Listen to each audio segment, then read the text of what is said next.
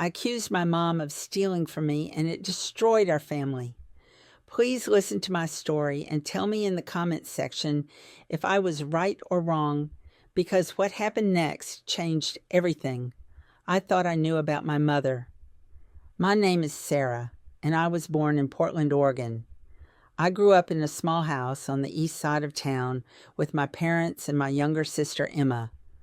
Mom worked as a nurse at the local hospital, and Dad ran a small accounting firm from home. We weren't rich, but we had everything we needed. Mom was the kind of person who put everyone else first. She worked long shifts, came home tired, and still made sure we had home-cooked meals and help with our homework. When I turned 16, I got my first job at a coffee shop downtown. I was so proud to earn my own money. I started saving every penny I could. I had big dreams of buying a car when I turned 18. I kept my money in a small lockbox under my bed. It wasn't much, but watching that pile of cash grow made me feel like an adult. Every week I would count it and write down the total in a little notebook. I was obsessed with tracking every dollar. My sister Emma was 14 at the time. She was going through a difficult phase. She wanted expensive clothes and the latest phone, but Mom and Dad said she had to wait. Emma would throw fits about it. She would slam doors and yell that all her friends had better things than her. Mom tried to be patient with her, but I could see the stress on her face. Dad would just shake his head and go back to his office. Things at home started feeling tense. Emma and I fought more than usual. She would borrow my clothes without asking and never return them. One time I found my favorite jacket crumpled up in her closet with a stain on it. When I confronted her, she just shrugged and said it was an accident. I was furious. I started locking my bedroom door whenever I left the house. One Saturday morning in March, I woke up early for my shift at the coffee shop. I went to my lockbox to grab some cash for lunch. When I opened it, my heart stopped. The money looked different. There was less of it. I dumped everything out on my bed and counted it 3 times. I was missing $200. I checked my notebook. The numbers didn't match. Someone had taken my money. I felt sick to my stomach. I locked my door every time I left. The only people who had access to my room were my family. I sat on my bed trying to figure out who could have done this. Emma was the obvious suspect. She had been complaining about money for weeks, but when I asked her about it, she swore she hadn't touched my lockbox. She looked me straight in the eye and said she would never steal from me. I wanted to believe her, but I wasn't sure. Then I started noticing other strange things. Small amounts of cash would go missing from my purse. A $20 bill I was sure I had would just disappear. At first, I thought I was miscounting or spending more than I remembered, but it kept happening. I became paranoid. I started marking my bills with a tiny dot in the corner so I could track them. I felt like a detective in my own home. One afternoon, I came home from school early. I had a half day because of teacher meetings. When I walked into the house, I saw Mom in the hallway outside my room. She looked startled to see me. She said she was just putting away some laundry, but my door was open and I always locked it. My heart started racing. I asked her if she had been in my room. She said yes, just to drop off clean clothes. But something felt wrong. Her voice was different. She wouldn't quite look at me. I went into my room and checked my lockbox immediately. Another $50 was gone. I felt betrayed and confused. Why would Mom take my money? She had a good job. Dad made decent money. We weren't struggling financially. It didn't make any sense. But the evidence was right there in front of me. The money was gone and Mom had been in my room. I didn't say anything that day. I wanted to be sure before I accused anyone. I set up a test. I counted every dollar in my lockbox and wrote down all the serial numbers. I even took a picture of the cash spread out on my bed. Then I locked everything up and left for work. I told Mom I would be gone until 9 that evening. I wanted to see if anything would go missing. When I got home that night, I rushed to my room. I locked the door behind me and opened the lockbox with shaking hands. My worst fear was confirmed. 3 more $20 bills were gone. $60 had vanished while I was at work. I checked the serial numbers against my list. The missing bills were the exact ones I had photographed. Someone had taken them, and based on what I had seen, it had to be Mom. I couldn't sleep that night. I kept thinking about all the times Mom had seemed stressed about money lately. She had mentioned that the hospital was cutting hours for some nurses. Maybe she was struggling more than she let on. Maybe she was too proud to ask Dad for help. But stealing from her own daughter? That seemed so unlike the Mom I knew. Yet the evidence kept piling up. The next day at school, I couldn't focus. I kept replaying everything in my mind. My friend Jessica noticed I was upset and asked what was wrong. I told her everything. She was shocked. She said I needed to confront my mom right away. She said that if I didn't stop it now, Mom would just keep taking more money. Jessica made it sound so simple, but the idea of accusing my own mother of being a thief made me feel ill. Over the next week, I watched Mom like a hawk. I noticed she seemed tired all the time. She was working extra shifts at the hospital. She would come home late and go straight to bed. Dad seemed worried about her, but when he asked if she was okay, she would just smile and say she was fine. Emma was still being moody and difficult, but that was nothing new. The whole house felt heavy with secrets. I decided to keep better track of my money. I moved the lockbox to a new hiding spot in my closet. I buried it under a pile of old stuffed animals I never touched. I thought maybe if it was harder to find, the thief would give up. But 2 days later, another $40 was missing. Whoever was taking my money had found the new hiding spot. I felt violated. My room was supposed to be my safe space, and someone was invading it. That night at dinner, I couldn't hold it in anymore. I looked at Mom across the table and felt a wave of anger and sadness. She was eating her food quietly, looking exhausted. Dad was talking about a new client at his firm. Emma was texting under the table, even though that was against the rules. Everything looked normal, but I knew it wasn't. I knew someone at this table was a liar. After dinner, I followed Mom to the kitchen. She was loading the dishwasher. I stood in the doorway, my heart pounding so hard, I thought she could hear it. I asked her if we could talk. She said, of course, and turned to face me with a smile. That smile made everything worse. How could she smile at me when she had been stealing from me? I asked her directly if she had taken any money from my room. Her smile faded. She looked confused. She said no, she would never do that.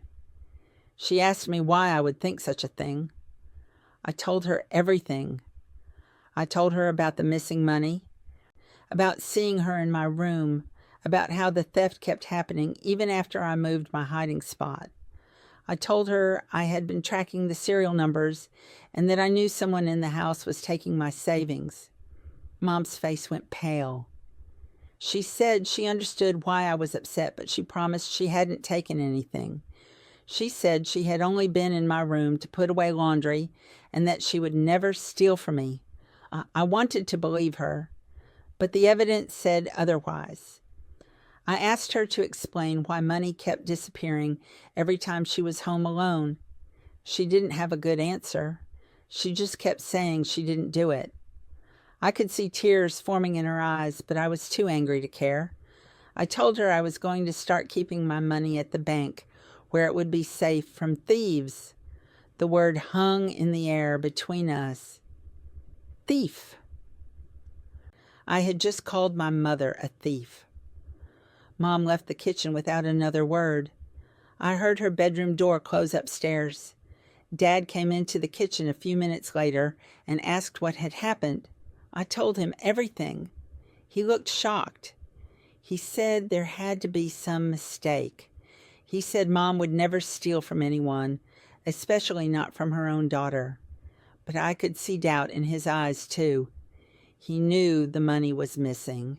He knew Mom had been acting strange lately. He promised he would talk to her and figure out what was going on. That night I heard my parents arguing in their bedroom. Their voices were muffled, but I could tell Dad was asking Mom questions and Mom was crying. I felt terrible, but I also felt justified. I had a right to protect my money. If Mom was going through something, she should have asked for help instead of stealing. I tried to convince myself I had done the right thing by confronting her. The next morning, Mom didn't come down for breakfast. Dad said she wasn't feeling well and was staying in bed. Emma asked what was wrong, but Dad just said Mom needed rest. I knew the truth. Mom was devastated by my accusation. Part of me felt guilty, but another part of me was still angry. If she was innocent, why couldn't she prove it? Why couldn't she explain what was happening to my money? I started keeping all my cash in my backpack. I took it with me everywhere I went. No more money went missing after that. To me, that was final proof. Mom had been the one stealing. Now that I was keeping my money with me, she couldn't get to it anymore. The theft had stopped because I had removed the opportunity. I felt vindicated, but also heartbroken. How could my own mother do this to me? The atmosphere at home became unbearable. Mom barely spoke to me. When she did, her voice was cold and distant. She stopped asking about my day or reminding me to do my homework. It was like she had built a wall between us. Dad tried to play peacemaker, but it was awkward and forced. Emma noticed something was wrong but didn't know what. She kept asking me why Mom was acting weird, but I didn't want to tell her. I didn't want Emma to know that our mother was a thief. Weeks went by. I kept my money close and stayed out of the house as much as possible. I picked up extra shifts at the coffee shop. I spent time at Jessica's house. Anything to avoid the tension at home. Mom looked sadder every day. She lost weight. The sparkle in her eyes was gone. Dad seemed lost and didn't know how to fix things. Emma became even more difficult because she could sense something was wrong with the family. One Friday evening in April, about a month after I had confronted Mom, something unexpected happened. Emma came into my room crying. She closed the door behind her and sat on my bed. She was shaking. I asked her what was wrong. She took a deep breath and said she needed to tell me something. My stomach dropped. I knew from the look on her face that it was serious. Emma confessed that she had been the one taking my money, not Mom. Emma had been stealing from me for months. She said she was sorry, but that she had been desperate. She had gotten involved with a group of kids at school who pressured her to have nice things. She felt left out and poor compared to them. She started taking small amounts of cash from me to buy clothes and makeup. She thought I wouldn't notice if she only took a little at a time. I couldn't believe what I was hearing. Emma explained that she knew where I hid my lockbox because she had seen me checking it one day. She had watched me lock my door and figured out that I was keeping money under my bed. She started sneaking into my room when I was at work. She said it was easy because I would tell everyone when I would be gone. She admitted she had also been taking money from my purse when I left it lying around the house. I asked her about the day I came home early and saw Mom in the hallway. Emma said that day she had been in my room taking money when she heard me come in the front door. She panicked and hid in my closet. Mom had actually come upstairs to call Emma for a snack. When Mom saw my door open and nobody inside, she got worried and went in to check. That's when I arrived home and saw Mom. Emma had waited in the closet until we left the hallway, then snuck out of my room and pretended she had been in her own room the whole time. Emma said she felt terrible about what happened. She said she never meant for me to blame Mom. When I confronted Mom about the stealing, Emma realized how serious things had gotten, but she was too scared to come forward. She watched our family fall apart because of her lies. She saw Mom crying every day. She saw me avoiding everyone. She saw Dad stressed and confused. The guilt had been eating her alive, and she finally couldn't take it anymore. I sat there stunned. I had spent weeks believing my mother was a thief. I had accused her, hurt her, and destroyed our relationship. All because of Emma. I felt anger rising in my chest. I wanted to scream at my sister for what she had done, but looking at her tear-stained face, I could see she was just a confused kid who made terrible choices. She hadn't meant for things to spiral this far out of control. Emma begged me not to tell Mom and Dad. She said she would pay me back every penny. She said she would get a job and work to earn the money. She promised she would never steal again. But I knew I couldn't keep this secret. Mom deserved to know the truth. She had been suffering for a month because of my false accusation. She needed to know she was innocent. Now this is where I did confront Emma and tell her we had to tell our parents the truth immediately, that I want you to advise me if I was right or wrong. I told Emma that we were going downstairs right now to tell Mom and Dad everything. She started crying harder and begging me not to. She said she would be grounded forever. She said Mom and Dad would hate her. She said her life would be ruined. I felt sorry for her, but I knew this was bigger than her punishment. This was about justice for Mom. This was about fixing the terrible mistake I had made. We went downstairs together. Mom was in the living room reading a book. Dad was in his office. I called Dad out and asked them both to sit down because Emma had something important to say. Mom looked at me with those sad, distant eyes. It broke my heart to see what I had done to her. Emma stood there shaking, unable to speak, so I spoke for her. I told our parents that Emma had been stealing my money, not Mom. I explained everything Emma had told me. The room went silent. Mom's book fell from her hands onto the floor. Dad's mouth hung open. They both looked at Emma, who was sobbing and nodding. Mom asked Emma if it was true. Emma whispered yes. Mom's face went through so many emotions: shock, hurt, anger, and then something that looked like relief. She wasn't a thief. She had been innocent all along, but the pain I had caused her was still written all over her face. Dad started questioning Emma about why she did it and how long it had been going on. Emma confessed to everything through her tears. She told them about the pressure from kids at school. She told them about feeling poor and left out. She told them she was sorry and that she knew she had made a horrible mistake. Dad looked furious. He told Emma to go to her room immediately. Emma ran upstairs crying. We could hear her door slam. Then Mom turned to me. I expected her to yell at me. I expected her to tell me how much I had hurt her. But instead, she just sat there looking at me with the saddest expression I had ever seen. I started crying and apologizing. I told her I was so sorry for accusing her. I told her I should have trusted her. I told her I should have investigated more before jumping to conclusions. I said I would do anything to make it right. Mom was quiet for a long time. Then she spoke in a voice I barely recognized. She said she understood why I had suspected her. She said the evidence did look bad.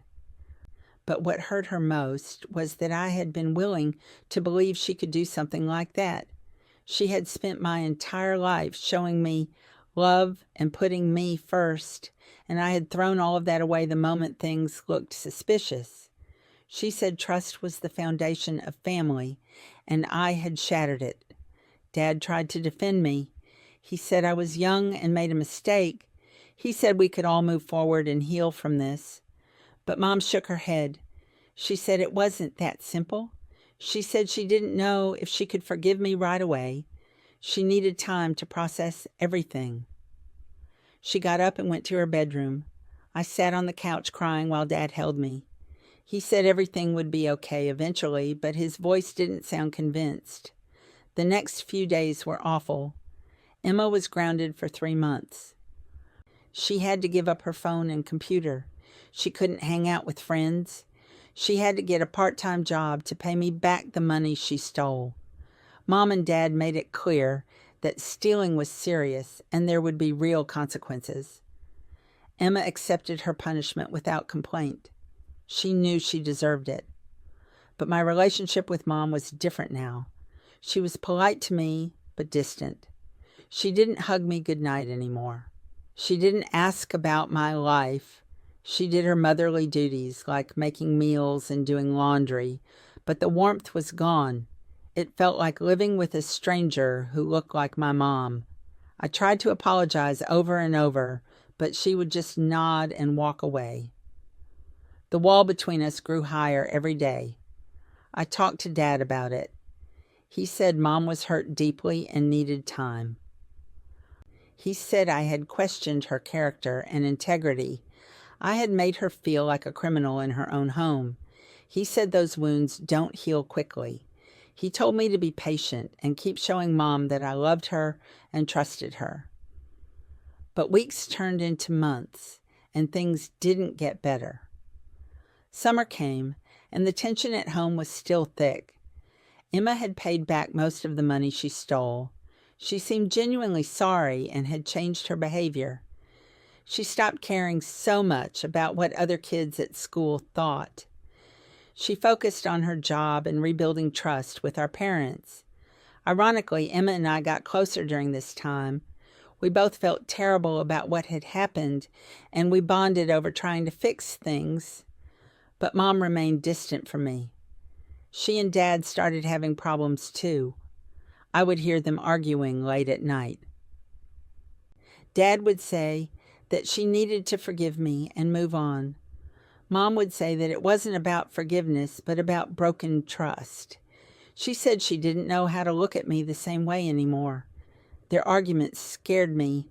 I had never heard them fight like this before. In August, something happened that made everything worse. Dad's sister, my Aunt Carol, was getting remarried. She lived in California and was planning a big wedding at a beach resort. She invited our whole family. Mom was excited about the trip. It was the first time I had seen her genuinely happy in months. She talked about getting a new dress and spending time by the ocean. She and Aunt Carol had always been close. This wedding was a big deal for her.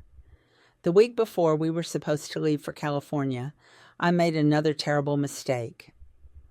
I was cleaning my room and found an old envelope stuffed in a drawer. Inside was $300 that I had completely forgotten about.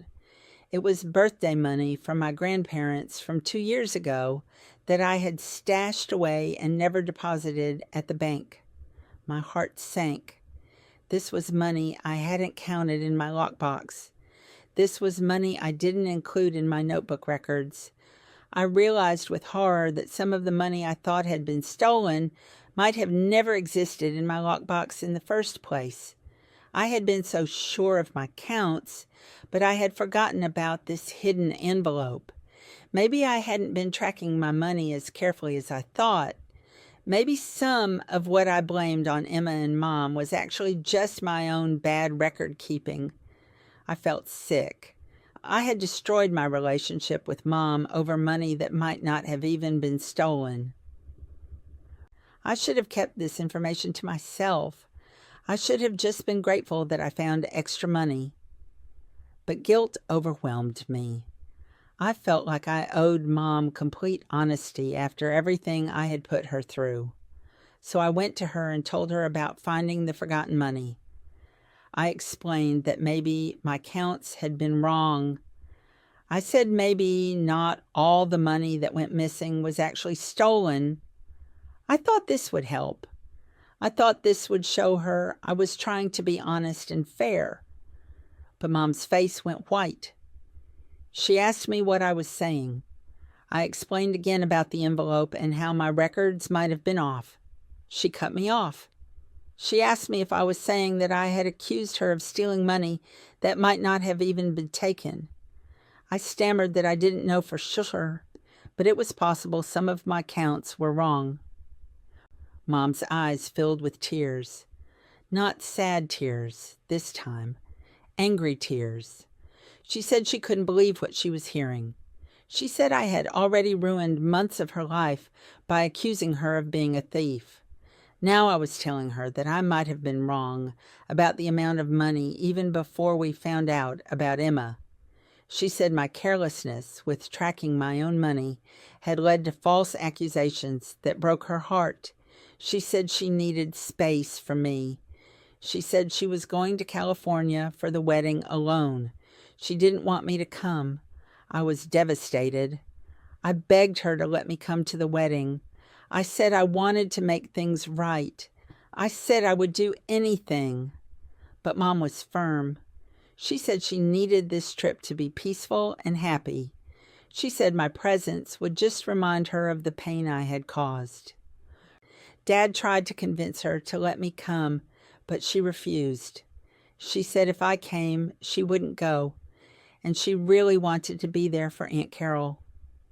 So it was decided Mom would go to California alone.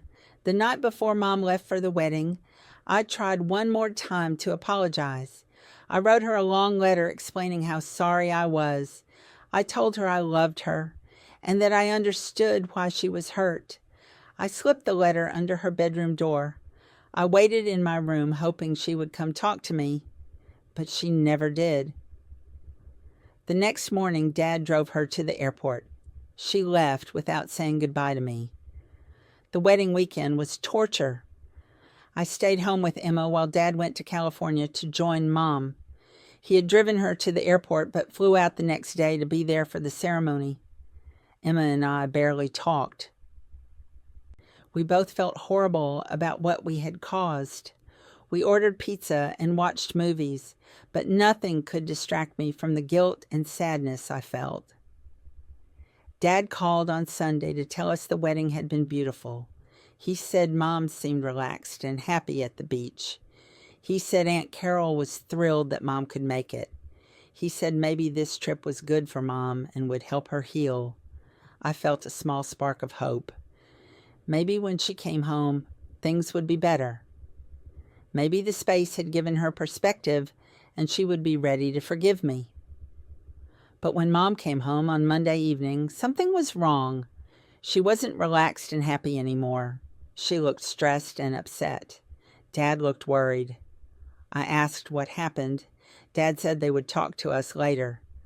Emma and I exchanged nervous glances. Something bad had happened in California. That night, Mom and Dad sat us down in the living room. Mom's eyes were red from crying. Dad looked exhausted. Mom said she needed to tell us something. She said that at the wedding, she had met someone. His name was Richard, and he was a friend of Aunt Carol's new husband. Richard was kind and funny. He made Mom laugh for the first time in months. They spent a lot of time talking at the wedding reception. Mom said she realized during that weekend how unhappy she had been at home. She said the situation with me had made her see that she had lost herself in being a mother and a wife. She said she needed to focus on her own happiness for once. Then she said the words that shattered my world. She said she wanted a divorce from Dad. She said she was going to move to California to be closer to Aunt Carol and to explore her relationship with Richard. I couldn't breathe. Emma started crying. Dad just sat there looking broken. I asked Mom how she could do this. I asked her if this was because of me. She said it wasn't just about me, but that my accusation had been a turning point. It made her realize how little trust and respect existed in our family. She said she couldn't stay in a home where she felt like a suspect instead of a mother. I begged her not to leave. I said I would do anything to make things right.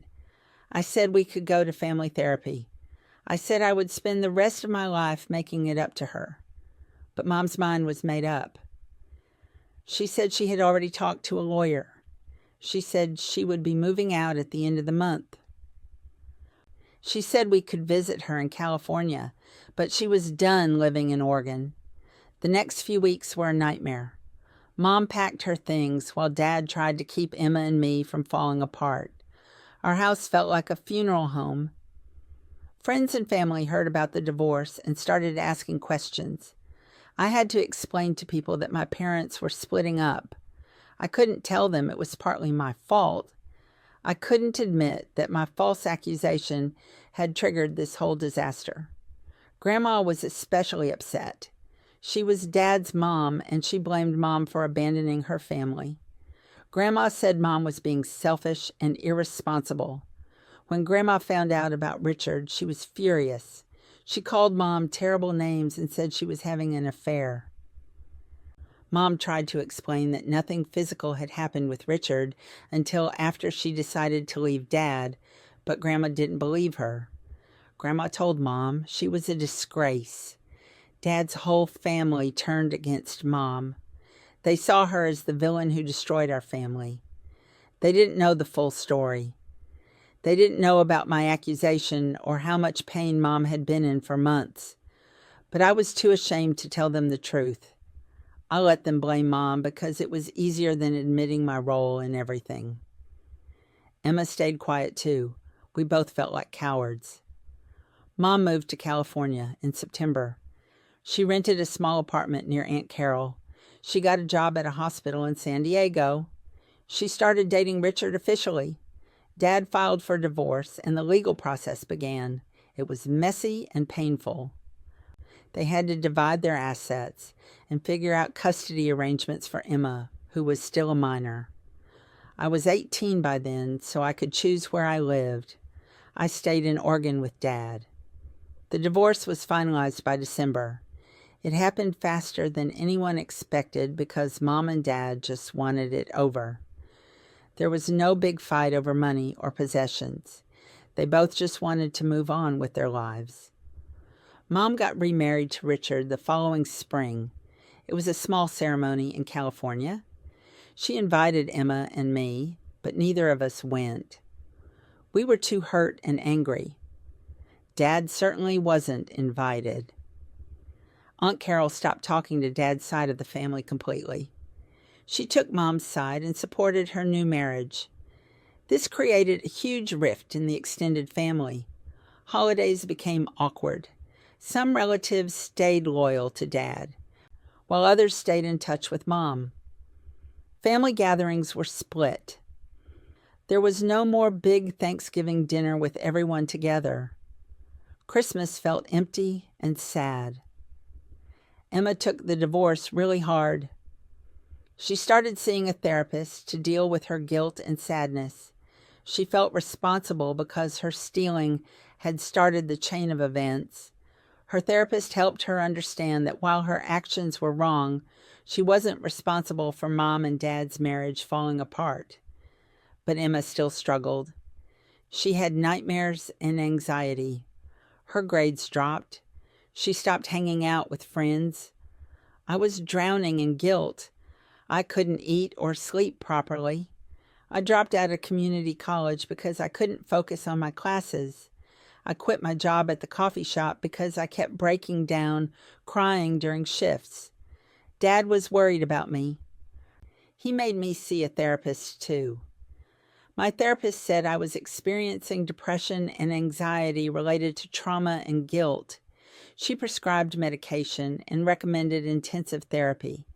Therapy helped me understand some things. My therapist explained that I had made a serious mistake by accusing Mom without solid proof. She said I should have investigated more and talked to Mom more carefully before making such a serious accusation.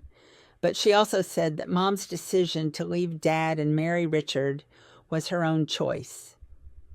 Mom was an adult who made her own decisions about her marriage and her happiness. I couldn't control that. But understanding that intellectually didn't make me feel better emotionally. I still felt like I had destroyed my family. I still believed that if I had just been more careful with my money, or if I had trusted Mom more, or if I had found out the truth about Emma sooner, none of this would have happened. The guilt was crushing me. I felt like I didn't deserve to be happy. Years passed. I eventually got better with therapy and medication. I finished community college and got a job as a medical assistant. I met a guy named Tom, and we got married when I was 23. We had 2 kids, a boy and a girl. I tried to build a good life for myself despite the broken pieces of my past, but the damage to my family never fully healed. Mom stayed in California with Richard. They seemed happy together. She called Emma and me sometimes, but our conversations were stiff and uncomfortable. There was too much history between us, too much pain. I visited her a few times over the years, but it never felt natural. She felt more like a distant aunt than my mother. The closeness we used to have was gone forever. Dad never remarried. He dated a few women, but nothing serious. He poured himself into his work and into being there for Emma and me. He was a great grandfather to my kids and to Emma's kids when she eventually had them. But I could see the sadness in his eyes sometimes. He had lost the love of his life, and he never really moved on. Emma struggled for a long time, too. She eventually got through high school and went to college. She became a social worker, helping troubled teens. She said her own mistakes and experiences motivated her to help kids who were going through difficult times. She got married and had a daughter. But like me, she carried guilt about what happened to our family. We talked about it sometimes late at night when we got together. We both wondered if things could have been different. The worst part was how the divorce affected the extended family. My kids grew up barely knowing their cousins on Mom's side because of the family split. Aunt Carol's kids were close with Mom, but distant from us. Holiday gatherings were small and sad compared to the big family celebrations we used to have. My kids would ask why we didn't see certain relatives anymore, and I didn't know how to explain it to them. Grandma passed away 5 years ago. Mom came to the funeral, but it was awkward and tense. She brought Richard, which upset Dad's siblings.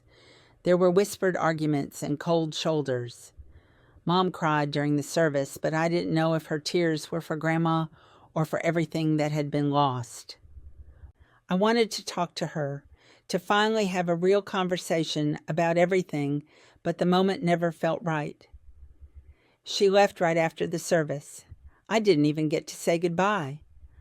Last year, I found out through Aunt Carol's Facebook that Mom is planning a big family reunion in California this summer. She's inviting all her siblings and their kids. Emma got an invitation. I did too. But the invitation felt hollow. How could we have a family reunion when our family was so fractured? How could we pretend everything was normal when nothing had been normal for years? I haven't responded to the invitation yet. I don't know if I will go. My kids are older now. They're teenagers. They've asked me about why our family is so broken. Why don't they see Grandma Mom more? Why don't they know their California cousins? I've tried to explain it in ways they could understand without revealing my role in everything. But they're smart. They sense there's more to the story. I'm afraid that one day they'll find out the truth about what I did. I'm afraid they'll be ashamed of me. Tom knows the whole story. I told him everything before we got married. He said everyone makes mistakes and that I was young. He said I've punished myself enough and that I need to forgive myself. But how can I forgive myself when my family is still broken? How can I move on when the consequences of my actions are still playing out every single day? Looking back, I can see so many moments where I could have made different choices. I could have talked to Emma more before accusing Mom. I could have asked Mom to help me figure out who was taking my money instead of assuming it was her. I could have given her the benefit of the doubt based on years of her being a loving, trustworthy mother. I could have been more careful with tracking my money in the first place. Any of those different choices might have prevented the catastrophe that followed, but I didn't make those choices. I jumped to conclusions. I let suspicion override trust. I accused my mother of being a thief without solid proof, and that false accusation set off a chain reaction that destroyed my family. Mom's trust in me was broken. Her trust in our family was broken. She realized she was unhappy and decided to leave. Dad lost his wife. Emma and I lost the close relationship we had with Mom. The extended family fractured. My kids grew up without knowing half their relatives, all because I couldn't keep track of my money and couldn't trust my own mother. I think about that moment in the kitchen when I called Mom a thief. I can still see her face, the shock, the hurt, the betrayal. If I could go back and undo that moment, I would. I would take back those words. I would investigate more carefully. I would trust her. But I can't go back. I can only live with the consequences of what I did. And those consequences have been devastating. Sometimes I wonder what my life would be like if none of this had happened. Would Mom and Dad still be together? Would we still have big family holidays with everyone laughing and happy? Would my kids know their cousins and feel part of a big, loving family? Would I have a close relationship with my mother instead of this distant, painful connection? The alternate version of my life haunts me. It's a life where I made better choices. A life where I didn't destroy everything. Emma and I talk about going to the California reunion together. Maybe it's time to face everything head on. Maybe it's time to have honest conversations with Mom about what happened all those years ago. Maybe it's time to try to rebuild something from the broken pieces. But I'm terrified. What if Mom still resents me? What if she can never truly forgive me? What if trying to fix things just makes everything worse? What if opening old wounds causes more pain for everyone involved? I called Mom last week to talk about the reunion. It was the first real conversation we'd had in months. Her voice sounded older, tired. I asked her if she really wanted me to come. There was a long pause on the other end of the line. Then she said yes. She wanted both Emma and me there. She said it was time to try to move forward as a family. She said Richard wanted to meet my kids properly. She said Aunt Carol's grandchildren would be there, and it would be nice for all the cousins to finally spend time together. But then her voice changed. It got harder, colder. She said that coming to the reunion meant we all had to agree to leave the past in the past. She said she didn't want to rehash old arguments or accusations. She said if we came, we had to come with open hearts and a willingness to focus on the present and future, not the past. I agreed, but inside I felt hollow. How could we move forward without ever really addressing what happened? How could we pretend the past didn't matter when it shaped everything about our present? After I hung up, I sat in my car crying for 20 minutes. Tom found me there when he came home from work. He held me while I sobbed. He said I needed to decide what was best for my mental health. He said if going to California would help me heal, then I should go. But if it would just reopen wounds without any real resolution, maybe I should skip it. He said he would support whatever I decided. I told him I didn't know what to do. I talked to my therapist about it in our next session. She asked me what I hoped to gain from going to the reunion. I said I hoped to reconnect with Mom. I hoped to show her I was sorry and that I had grown as a person. I hoped my kids could know their grandmother better. I hoped maybe we could start to heal the family. My therapist asked if those hopes were realistic, based on what Mom had said about not discussing the past. I didn't have a good answer. My therapist helped me see that I was still carrying enormous guilt and that I was hoping the reunion would somehow absolve me of that guilt. She said I needed to find peace with what happened whether or not Mom ever fully forgave me. She said I needed to forgive myself, which was something I had been resisting for years. She said holding on to guilt forever wasn't noble or helpful. It was just self-punishment that kept me stuck and prevented me from being fully present with my own husband and children. That session changed something in me. I realized I had been defining myself by my mistake for over a decade. I was Sarah who destroyed her family, Sarah who falsely accused her mother, Sarah who caused a divorce. But I was also other things. I was a good medical assistant who helped patients every day. I was a loving wife and mother. I was a person who had learned from her mistakes and tried to do better. I was more than just my worst moment. I decided to go to the reunion, not because I thought it would fix everything or erase my guilt, but because I wanted to try. I wanted my kids to know their extended family. I wanted to see Mom and show her that I had become a better person. I wanted to support Emma, who was also nervous about going, and I wanted to stop running from my past and face it with honesty and courage. Emma and I booked our flights for the same day. We decided to stay at a hotel near the beach where the reunion would be held instead of staying with Mom and Richard. We needed our own space to decompress and process everything. Tom took time off work to come with me and help with the kids. Emma's husband and daughter were coming too. It would be the first time both of our families had been to California together. The weeks leading up to the trip were filled with anxiety. I had nightmares about the reunion going badly. I imagined Mom yelling at me in front of everyone. I imagined the extended family taking sides and arguing. I imagined my kids witnessing family drama and being traumatized by it. Tom kept reassuring me that it would be okay, but I could see he was worried too. He had only met Mom twice, both times very briefly.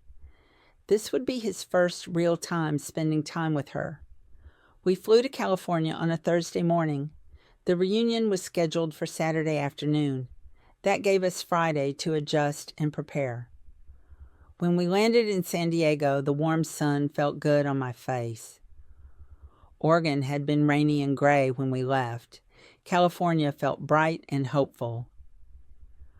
Maybe that was a good sign. Maybe this trip would bring some light into our family's darkness. Friday morning, Mom texted me asking if we could meet for lunch. Just her and Emma and me. No husbands, no kids, just the three of us. My heart raced when I read the message. This was the conversation I had been dreading and hoping for at the same time. Emma texted me asking if I was going to go. I said yes. She said she would go too, but she was scared. I told her I was scared too, but we would face it together. We met Mom at a small cafe near the beach. She was already there when Emma and I arrived. She looked older than I remembered. Her hair had more gray in it. She had wrinkles around her eyes, but she was still beautiful. She still had that presence that made her seem strong and capable. When she saw us, she stood up and smiled. It was a careful smile, guarded. She hugged Emma first, then me. The hug felt stiff and formal, not like the warm, tight hugs she used to give us when we were younger. We sat down and ordered food. Small talk filled the first few minutes. Mom asked about the flight and the hotel. We asked about her job at the hospital. She told us about Richard's work as an engineer. Everything felt polite and surface level. I could feel the tension building. There was so much that needed to be said, but none of us knew how to start. Finally, Mom took a deep breath and said she wanted to talk about what happened all those years ago. My stomach dropped. She had said on the phone that we wouldn't discuss the past, but here she was bringing it up.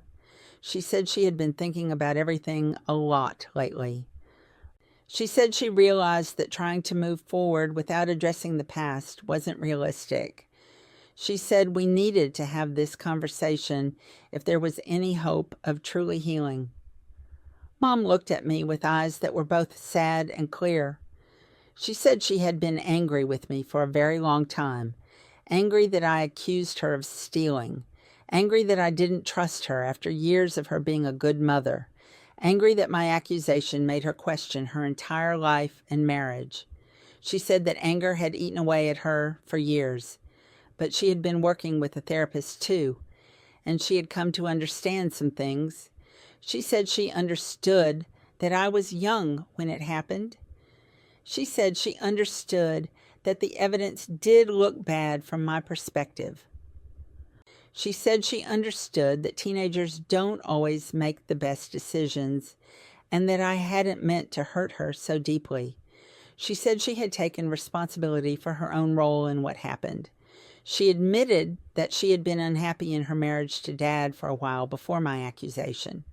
She said the incident with me had just been the catalyst that forced her to face her unhappiness. Mom said she wanted me to know that she didn't blame me entirely for the divorce. She said her decision to leave Dad and marry Richard was her own choice, based on her own needs and desires. She said she had tried to tell herself for years that it was all my fault, because that was easier than accepting her own responsibility for ending her marriage. But she knew now that wasn't fair to me. She said I had made a mistake, but I didn't force her to get divorced. She did that herself. Then she looked at Emma. She said she forgave Emma for stealing the money. She said Emma had been a child dealing with peer pressure and insecurity. She said Emma had confessed and faced consequences and had grown into a wonderful, responsible adult. She said she was proud of the woman Emma had become and the work she did helping troubled teens. Emma started crying. Mom reached across the table and held her hand. But when Mom looked back at me, her expression was different. She said forgiving me was harder. Not because what I did was worse than what Emma did, but because my accusation had cut deeper. It had made her feel like all her years of love and sacrifice meant nothing. It had made her feel like her own daughter saw her as capable of betrayal and theft. She said that kind of hurt doesn't heal easily. She said she had worked hard to forgive me, and she mostly had, but there was still a scar. She said scars don't go away. They just become part of who you are. I was crying now, too. I told Mom I was so sorry. I told her I'd spent every day since then regretting what I did. I told her I understood if she could never fully forgive me. I told her I didn't expect her to forget or pretend it didn't happen. I just hoped we could find a way to have some kind of relationship going forward. I told her I wanted my kids to know her. I told her I wanted to be part of her life, even if it was in a smaller way than before. Mom nodded. She said she wanted that too. She said that's why she had planned this reunion. She said she was tired of the family being fractured. She said life was too short to hold grudges forever. She said she wanted to try to build something new with us. Not the same relationship we had before, because that was gone, but maybe something different that could still be meaningful. She said it would take time and effort from all of us. She said there would be uncomfortable moments and hard conversations, but she was willing to try if we were. Emma and I both said yes. We wanted to try. We sat there at that cafe for 2 more hours talking, really talking. Not just about the past, but about the present and future. Mom told us about her life with Richard. She said he made her happy in ways she hadn't been happy in years. She said he encouraged her to pursue her own hobbies and dreams instead of just taking care of everyone else. She said she had started painting again, something she loved as a young woman, but had given up when she became a mother. We told her about our lives. Emma talked about her work and her daughter. I talked about my job and my kids. We showed her pictures on our phones. She smiled at the photos of her grandchildren. She said she had missed so much of their lives and she regretted that. She said she hoped we could all spend more time together going forward. Maybe regular video calls. Maybe annual trips to California. Maybe sometimes she could come visit us in Oregon. When we finally left the cafe, I felt lighter than I had in years. The conversation hadn't fixed everything. There was still pain and distance between us, but it was a start. It was honest and real. It was more than we had had in over a decade. As Emma and I walked back to our cars, we hugged each other tightly. She said she was glad we came. I said I was too. The reunion on Saturday was actually nice. It was awkward at times, especially when people who hadn't seen each other in years tried to make conversation.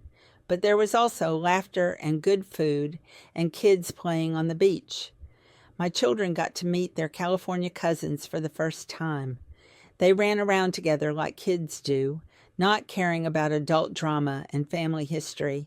Watching them play together made me sad for all the years they had missed, but also hopeful that maybe their generation could have a better relationship than ours had.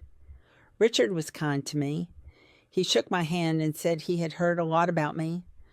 I didn't know what that meant, but I appreciated that he seemed to be trying. He played with my kids and talked to Tom about sports and work. He seemed like a genuinely good guy. I could see why Mom was happy with him. He treated her with respect and affection. I could see them holding hands and laughing together. It made me think about Mom and Dad and how I never remembered seeing them hold hands or laugh like that. Aunt Carol was warm and welcoming. She hugged me tight and said she was glad we had all come together. She said Mom had been nervous about the reunion, but was so happy we were there. Aunt Carol didn't mention the past or take sides. She just focused on bringing everyone together and making sure everyone had a good time. I was grateful for her efforts. She had always been good at holding the family together. Dad's side of the family wasn't at the reunion, of course. That division still existed. Grandma was gone, but Dad's siblings still didn't talk to Mom. They probably never would. That was a permanent fracture that couldn't be fixed. It made me sad to think about how many people had been hurt by everything that happened. My mistake had rippled out and affected so many lives beyond just Mom and me. On Sunday morning before we flew home, Mom came to our hotel. She brought gifts for the kids, little things she had picked up that she thought they would like. My daughter got a bracelet with California charms. My son got a book about marine life. They were thoughtful gifts, the kind a grandmother gives. The kids thanked her politely, but still seemed unsure around her. They didn't really know her. She was basically a stranger to them who happened to be their grandmother. Mom asked if she could talk to my kids for a few minutes. I said yes, though I was nervous about what she might say. She sat down with them and told them she knew she hadn't been around much in their lives. She said that was something she regretted. She said families can be complicated and sometimes grown-ups make mistakes that hurt everyone. She said she hoped to spend more time with them and get to know them better. She said they could call her whenever they wanted, and she would always answer. My daughter asked Mom why she lived so far away. Mom said she had moved to California because she needed a fresh start after some difficult times. She said sometimes people need to make big changes to be happy. My son asked if she was coming to visit us in Oregon soon. Mom said she would try to come visit, maybe at Christmas. She said she wanted to see their school and their friends and their house. The kids seemed satisfied with her answers. They gave her hugs before she left. After Mom drove away, my daughter asked me why we hadn't seen Grandma much when they were younger. I took a deep breath. I knew this conversation was coming eventually. I told her that Grandma and I had a big fight a long time ago before she was born. I said I had accused Grandma of something she didn't do, and it hurt her very badly. I said the fight caused a lot of problems in our family. I said it was one of the biggest mistakes I ever made. I said I was sorry it had affected her and her brother. My daughter was quiet for a moment. Then she said everyone makes mistakes. She said the important thing was that we were trying to fix it now. She said she liked Grandma and wanted to get to know her better. Her simple wisdom made me cry. Kids have a way of cutting through complicated adult emotions and seeing things clearly. She was right. Everyone makes mistakes. What mattered was what we did after the mistakes. The flight home was reflective. I looked out the window at the clouds and thought about everything that had happened. The reunion hadn't magically fixed our broken family. Mom and I weren't suddenly close again. The years of pain and distance were still there, but we had taken a step toward healing. We had been honest with each other. We had acknowledged the past and agreed to try to build a future. That was more than we'd had in over a decade.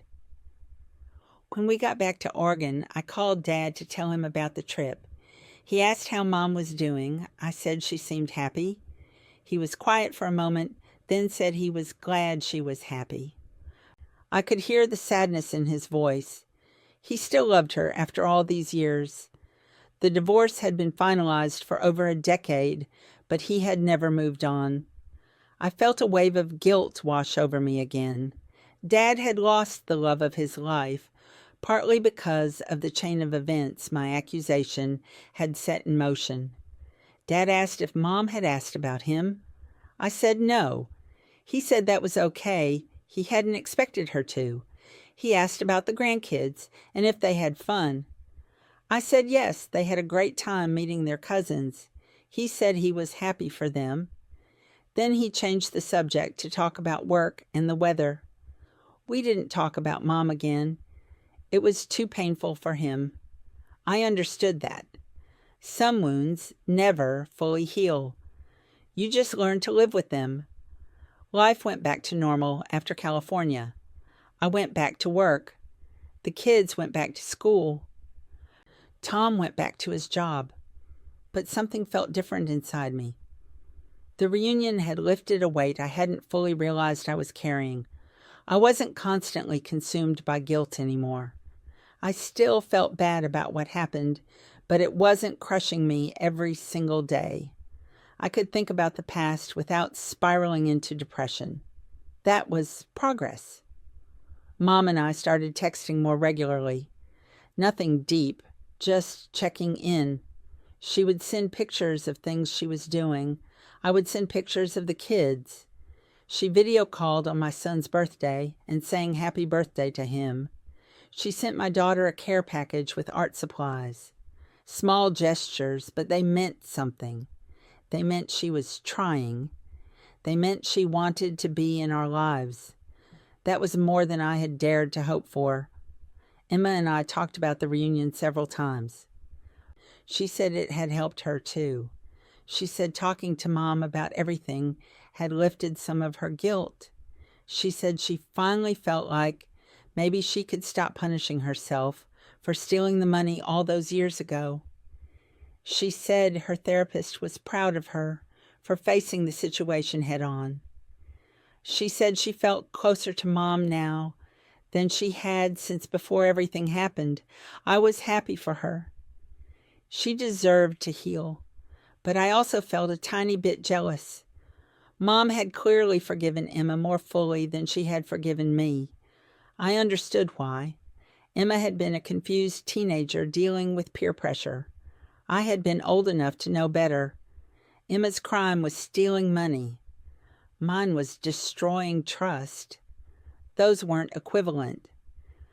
But it still stung a little to see how easily Mom hugged Emma and how careful she still was with me.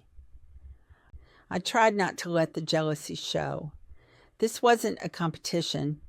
We were both trying to heal our relationships with Mom in our own ways. Christmas came. Mom did come visit like she had promised the kids. She stayed for 4 days. It was strange having her in our house. She slept in the guest room and cooked breakfast in the mornings. It felt almost normal, but not quite. There was still that underlying tension, that awareness that things weren't what they used to be. But the kids loved having her there. They showed her their rooms and their favorite toys. They took her to their school's Christmas concert. They made gingerbread houses with her. On Christmas Eve, after the kids went to bed, Mom and I sat up talking. She told me more about her life in California. She said she volunteered at a women's shelter on weekends. She said helping other women who were going through difficult transitions made her feel purposeful. She said she wished she had found that kind of purpose earlier in her life instead of defining herself only as a wife and mother. I said I understood. I said I was trying to make sure I didn't lose myself in my roles as wife and mother either. Mom said she could see I had grown up a lot. She said I seemed more thoughtful and careful about my words and actions. She said motherhood had matured me. I told her that wasn't the only thing that had matured me. I said making such a terrible mistake and living with the consequences for years had taught me to think before I act. I said I had learned the hard way how much damage words and accusations can do. She nodded. She said some lessons are only learned through pain. I asked Mom if she thought Dad would ever find someone else. She said she hoped he would, but doubted he would let himself. She said he was stubborn and loyal to a fault. She said she had told him years ago that she wanted him to move on and be happy, but he hadn't listened. She said she felt guilty about that sometimes. She said ending their marriage had been the right choice for her, but she hadn't wanted him to be alone forever. I said maybe someday Dad would surprise us. She smiled sadly and said maybe. Please tell me in the comments section if I was right or wrong to falsely accuse my mother of theft, because this decision didn't just end her honeymoon early. It cost her the husband she loved, turned our parents against me, and left our family so fractured that my own children haven't spoken to their cousins in 2 years. And I'm sure she won't be inviting me to her next family reunion this year.